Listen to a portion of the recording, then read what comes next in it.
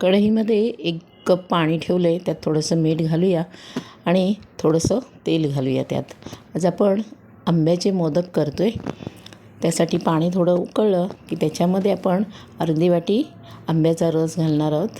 ताज्या आंब्याचा रस आहे. केसर आंबा घेतला आहे मी आणि आंब्याचा रस पाण्यामध्ये व्यवस्थित मिक्स करून घेऊया. रस छान मिक्स झालेला आहे पाण्यामध्ये. आता ह्यात आपण 1.5 वाटी मोदकाचं पीठ म्हणजे तांदळाचं पीठ घालणार आहोत आणि व्यवस्थित हलवून घेणार आहोत. व्यवस्थित मिक्स करायचं म्हणजे मळताना चांगलं मळता येतं.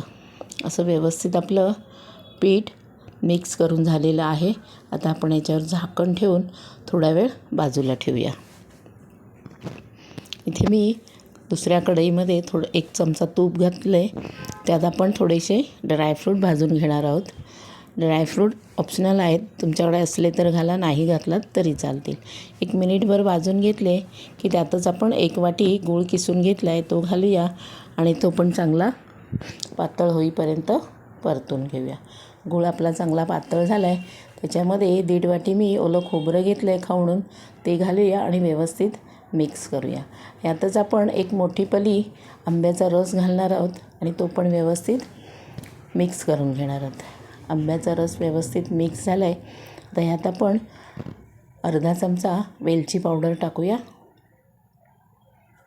आणि मी इथे आंब्याची 1 फोड घेतली, बारीक त्याचे तुकडे करून ते आपण त्यामध्ये घालणार आहोत. म्हणजे मोदक खाताना आंबा आला दाताखाली की खूप छान लागतो. तर असं आपण 1 फोड त्याच्यामध्ये घालणार आहोत. व्यवस्थित मिक्स करून घेऊया. सारण आपलं तयार झालेलं आहे आणि पीठ पण थोडंसं कोमट झालं आहे. ते आपण आता एका परातीमध्ये काढून घेऊया आणि व्यवस्थित ते हाताने असं चांगलं मळून घेऊया. पीठ व्यवस्थित मळलं की मोदक पण छान वळले जातात. असं पीठ व्यवस्थित तेलाचा हात लावून मळून घेऊया. असं आपलं पीठ छान तयार झालेलं आहे. आता त्यातलाच आपण 1 गोळा घेऊया. तो पुन्हा हातावरती असा व्यवस्थित मळून घ्यायचा आणि तेलाची 2 बोटं घेऊन व्यवस्थित त्याची पारी करूया. वरून पातळ करायचं आणि मध्ये थोडा जाड ठेवायचा. सुकं पीठ घेऊन त्याच्या आपण आधी कळ्या पाडून घेणार आहोत. व्यवस्थित अशा आधी कळ्या पाडल्या की मोदक छान तयार होतो. अशा आपल्या कळ्या पाडून झाल्यात. त्याच्यात 1 चमचा आपण सारण भरूया आणि ह्या कळ्या आपण सगळ्या एका साईडला फिरवून घेणार आहोत. म्हणजे मोदक दिसायला खूप छान दिसतो. अशा आपल्या कळ्या सगळ्या एका साईडला फिरवून झाल्यात. अशा 2 बोटांनी सगळं सारण व्यवस्थित जवळ आणून मोदक छान असा वळून घ्यायचा. वरती जास्त पीठ असेल तर ते काढून टाकायचं. असं आपले सगळे मोदक तयार झालेले आहेत. इथे मी स्टीलची चाळण घेतली आहे. त्याला आपण थोडंसं तेल लावून घेऊया आणि त्याच्यावरती मोदक वाफवायला ठेवूया. अशी आपली चाळणी भरून झाली आहे. इकडे मी गॅसवर कढईमध्ये पाणी तापत ठेवलं आहे. त्याच्यावरती ही चाळण ठेवून वरती झाकण ठेवूया आणि 10 ते 12 मिनिटांसाठी मोदक आपण वाफवून घेऊया. मोदक आपले छान वाफले गेलेत.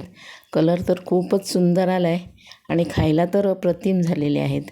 तुम्ही येत्या संकष्टीला नक्की करून बघा असे मोदक आणि तुमच्या प्रतिक्रिया मला कमेंट करून सांगा. असाच 1 मोदक घ्यायचा खाताना आणि त्याच्यावरती साजूक तुपाची धार सोडायची. हा मोदकावरती साजूक तूप म्हणजे स्वर्गसुखच. असेच तुम्ही करा आणि तुमच्या प्रतिक्रिया मला कमेंट करून सांगा. पुन्हा भेटूया अशा छान आणि सोप्या रेसिपीसोबत. तोपर्यंत बाय बाय.